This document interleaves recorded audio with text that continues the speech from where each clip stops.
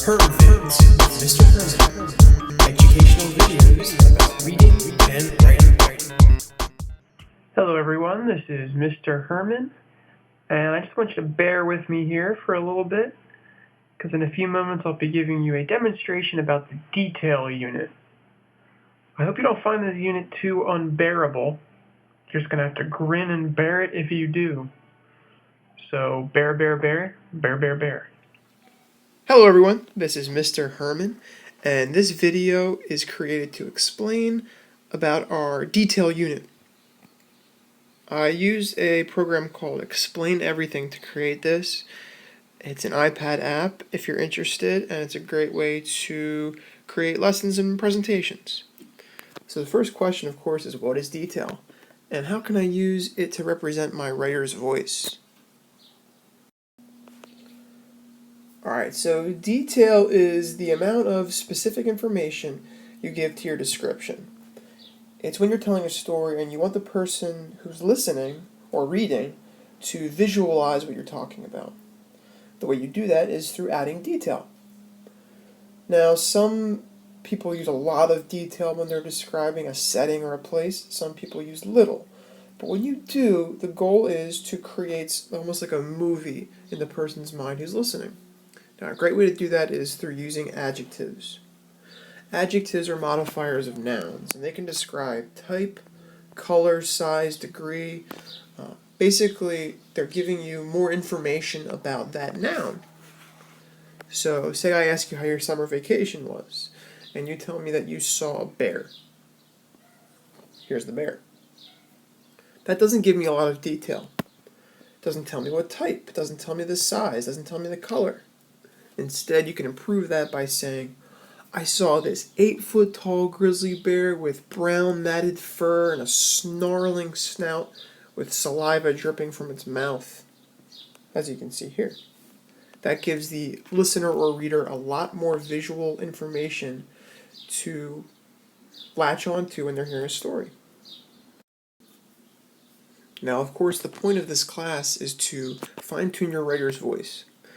And that can be done through detail and the detail you use. The details you choose to reveal show a lot about you. If you're a person who is negative mostly, cynical and sarcastic, you'd probably choose to represent the more dark details of a day. If you're a happy-go-lucky person, you may focus on the fun or humorous details. It all depends on what side of yourself you're trying to represent. So let me pose a pretty typical scenario to show you how detail can be used in your life. Get home from school, your parent or guardian asks you, how was your day at school today? A question every teenager loves. This is you, of course, you've lost some hair. You say, it was boring. I took a test. Typical teenage answer, right? Not a lot of detail. Now, if you added detail to that to really make your day come alive, you could say something like this. I had a 150 multiple choice test in social studies. There was a 2-page essay as well. We only had 50 minutes to complete it. I was so nervous that I sweat all over the pages. That gives you some specific information. That gives you information about how many questions, how hard it was, how long you had, how nervous you were. It really makes the person sympathize with you who's hearing the story. If you say, it was boring, I took a test, there's no sympathy at all. But with detail, you can manipulate the person who's listening. Now, on the other end of that spectrum, there is going into too much detail. When using detail, it's important not to go overboard when you're writing your first fiction story. It's important not to just list page upon page about what a character looks like. All you really need is a few details to give a quick sketch of an image in the person's mind. For example, in J.K. Rowling's Harry Potter series, not too many details are given about Harry Potter's appearance. She gives you just enough so you have some sort of image in your brain as you go forward. If you have never read the series, the images that she creates are basically just 3 details put together. Those details are his lightning bolt scar, his messy hair, and his circular glasses. That's all you really need to create a picture. As you can see right here, this is what I pictured as I read the Harry Potter series.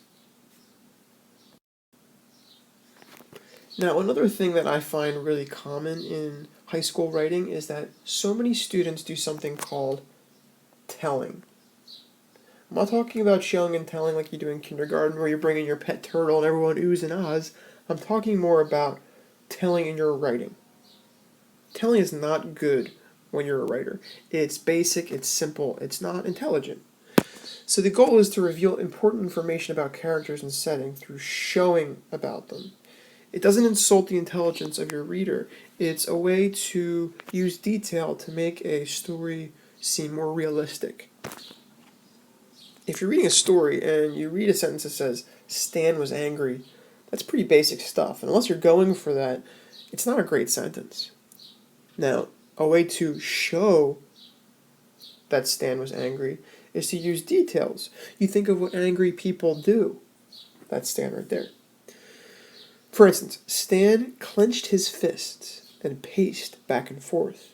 His face slowly turned red as he tightened his jaw. These are details that show you how angry he is. It's much better than the first example. Let's take a look at an example of showing versus telling with setting. Now, say you're telling a horror story and you want to show how scary a forest was. You don't just say the forest was scary. That sounds like a kindergartner wrote it. Instead, you pick details that would emphasize the exact feeling of the forest to show that it's scary.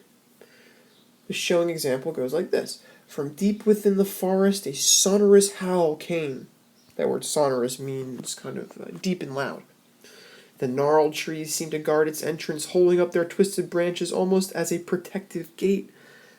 There's my picture of a scary tree. It gives you so much better of a feeling when you hear that showing example than the telling example. Now, throughout this unit, you guys are going to practice using your details. And you're going to figure out which details you like to show to express your writer's voice.